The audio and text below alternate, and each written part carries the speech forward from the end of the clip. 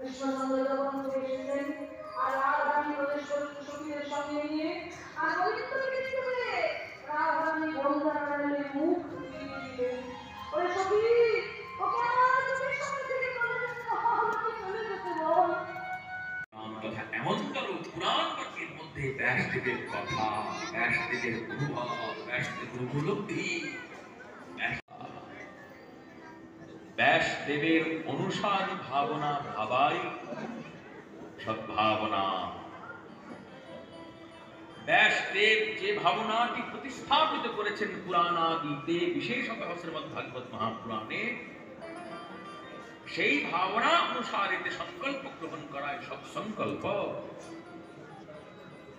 সেই সংকল্পে নিজেকে উৎসর্গীকৃত করবার নামে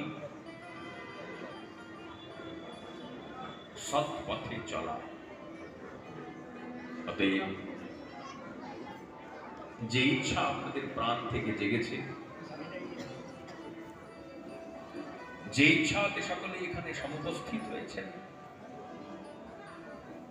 সেই ইচ্ছা অবশ্যই ভগবানের কৃপার প্রকাশ। ঠিক এই কারণেই আপনারা এখানে এসে সমুপস্থিত হয়েছেন। শুনতে এসছেন ভাগবত মহাপুরাণ। যে ভাগবত মহাপুরাণের মধ্যে রয়েছে 12টি স্কন্ধ, 335টি অধ্যায় এবং 18,000 শ্লোক।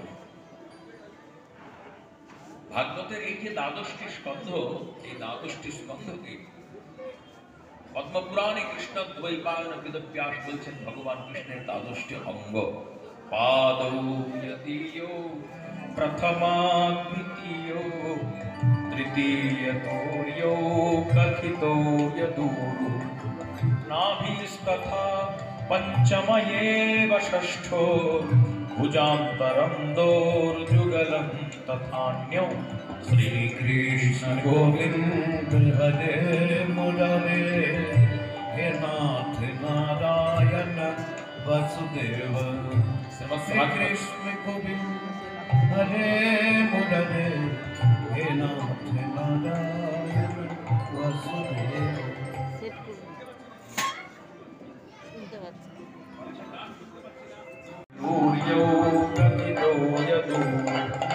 नाभिस्तथा पञ्चमयेव षष्ठो भुजान्तरं दोर्जुगलं तथान्यो।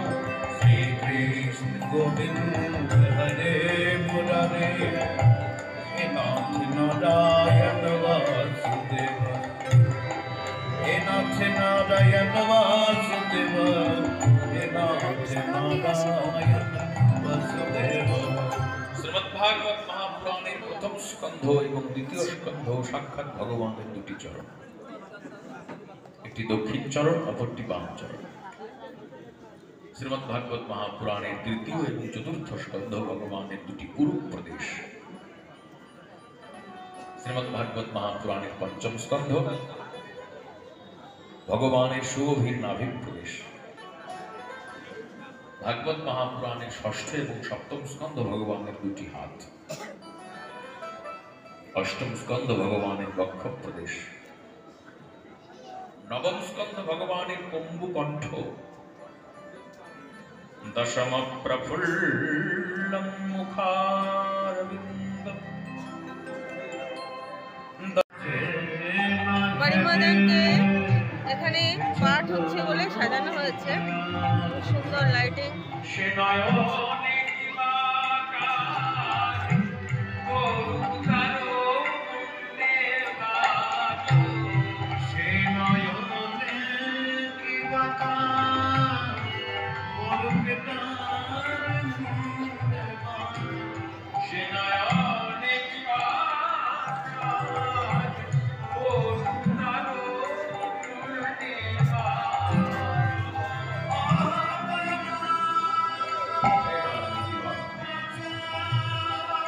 যে গায়ক আমার কৃষ্ণ মদন জানে না,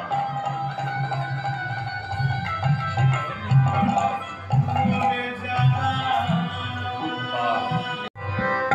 নয়নে কৃপাকা পড়ুক তার মুন্ডে বা সে নয়ন রহে কি কারণ বলসে নয়ন রহে কি কারণ সে নয়ন রহে কি কারণ বলসে নয়ন রহে কি কারণ সে নয়ন রহে কি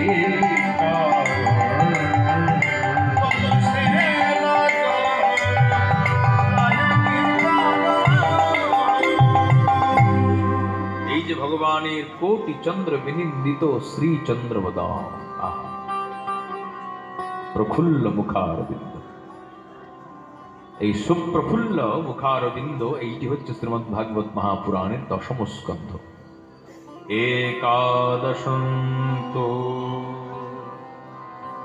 ললাটপট্টম,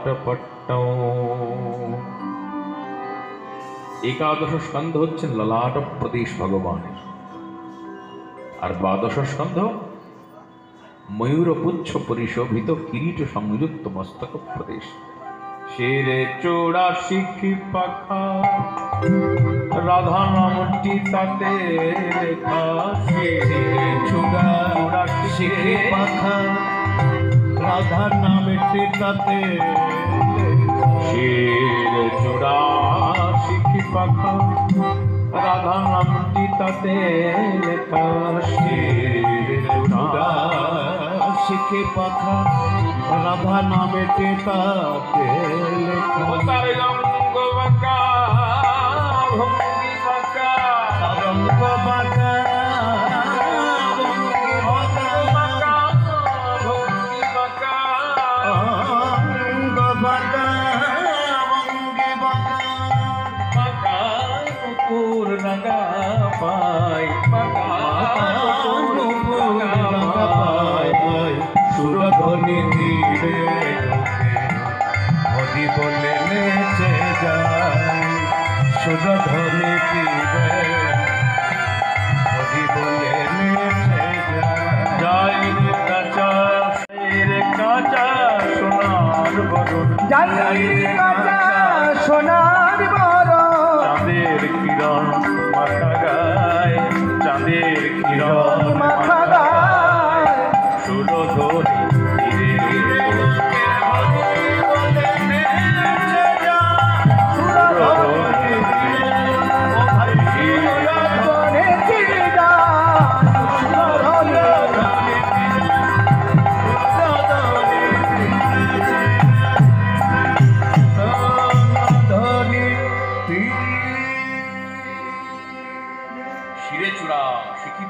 রাধা নামটি তাতে লেখা, সেই যে প্রভুর শিখি পাখা পরিশোভিত চূড়া সংযুক্ত মস্তক প্রদেশ, সেইটি শ্রীমদ্ ভাগবত মহাপুরাণের দ্বাদশ স্কন্ধ। এই প্রথম স্কন্ধ থেকে দ্বাদশ স্কন্ধ পর্যন্ত সম্পূর্ণ যে সমস্ত স্কন্ধগুলি ভগবানের এক একটি অঙ্গ বিশেষ। এমনতর শ্রীমদ্ ভাগবত মহাপুরাণ যে সাক্ষাৎ ভগবত বিগ্রহ, যে সাক্ষাৎ ভগবত বপু, প্রত্যক্ষ কৃষ্ণ এবহি, সেইটিকে সম্মুখে রেখে 3 দিন ধরে সেইটি আস্বাদন করতে ব্রতী হয়েছে আমরা প্রত্যেকে। এই শ্রীমদ্ ভাগবত মহাপুরাণে এই যে এত বিশাল রস আছে, এইটি জগৎকে বিভিন্ন আচার্য জানিয়েছেন। আদি শঙ্কর থেকে শুরু করে, মধ্বাচার্য থেকে শুরু করে, নিম্বার্কাচার্য থেকে শুরু করে, বিষ্ণু স্বামী আচার্য থেকে শুরু করে, শ্রীকণ্ঠাচার্য থেকে শুরু করে, ইদানীং কালের আচার্যবর্গ পর্যন্ত প্রত্যেকেই শ্রীমদ্ ভাগবত মহাপুরাণের উপরে চিন্তন করেছেন এবং সেই চিন্তন জগতের জীবকে প্রদান করতে প্রয়াসী হয়েছেন বিচারার্হ বাক্যের মধ্যে দিয়ে। শ্রীমদ্ ভাগবত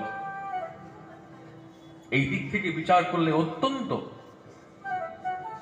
গুরুত্বপূর্ণ এবং অপরিহার্য একটি গ্রন্থ। পরমার্থ জগতে প্রবেশ করতে গেলে সনাতন ধর্মে এই গ্রন্থের অনুশীলন মাস্ট করতেই হবে। এই শ্রীমদ্ ভাগবত মহাপুরাণে আছে কি? বেদব্যাস বলেছেন, ধর্ম প্রোজ্জিত কৈতবোত্র পরম। এর মধ্যে নির্ণীত হয়েছে পরম। বলছেন প্রোজ্জিত কৈতব কেন বলা হলো? প্রশব্দেন মোক্ষাভিসন্ধিরপি নিরস্তঃ। প্র উপসর্গ প্রয়োগে বেদব্যাস মোক্ষের প্রতি যে অভিসন্ধি আকাঙ্ক্ষা সেইটিকেও নিরস্ত করেছেন। এই জন্য বললেন প্রোজ্জিত কৈতব। অজ্ঞান তমের নাম কহিয়ে কৈতাব, ধর্ম অর্থ কাম বাঞ্ছায়াতি সব, তার মধ্যে মোক্ষ বাঞ্ছা কৈতব প্রধান। যাহা হইতে কৃষ্ণ ভক্তি হয় অন্তর্ধান। অজ্ঞান তমের নাম কহিয়ে কৈতাব, যার মধ্যে অজ্ঞানতা আছে, যেটি তম। তম মানে অন্ধকার, অন্ধকার আচ্ছন্ন, সেইটি কি বলছেন? কৈতব। কৈতব মানে কপটতা।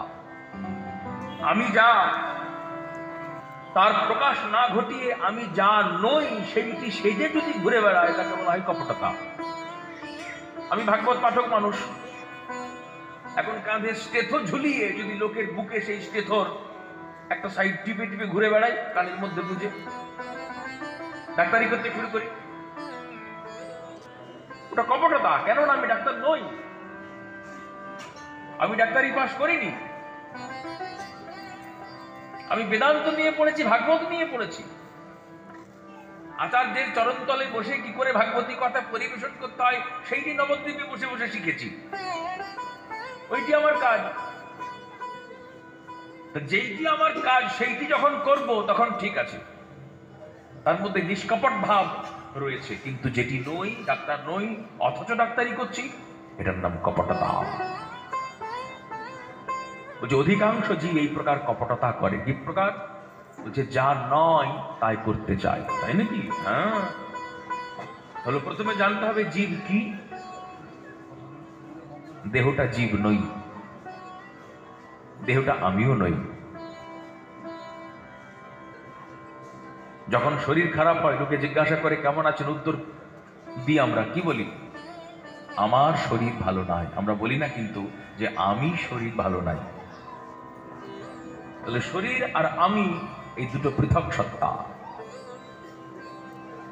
আমি যেটা প্রকৃত আমি, সেইটি শরীর থেকে অতিরিক্ত একটা বিষয়, সেটি কি? আত্মা।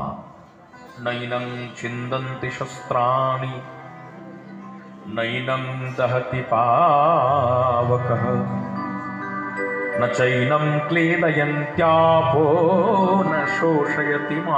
সেই যার মধ্যে ভগবান কৃপা করে বিবেক নামক বস্তুটি দিয়েছেন। দিয়েছেন বটে, কিন্তু জাগে না। কখন জাগে? বিনু সৎসঙ্গ বিবেক না হোই, বিনু সৎসঙ্গ বিবেক না হোই, বিনু সৎসঙ্গ বিবেক না হোই, বিনু সৎসঙ্গ বিবেক না হোই। রাম কৃপা बिन सुलभ न सोई, राम कृपा बिन सुलभ न सोई, राम कृपा बिन सुलभ न सोई, राम कृपा बिन सुलभ न सोई। बिनु सत्संग विवेक न होई,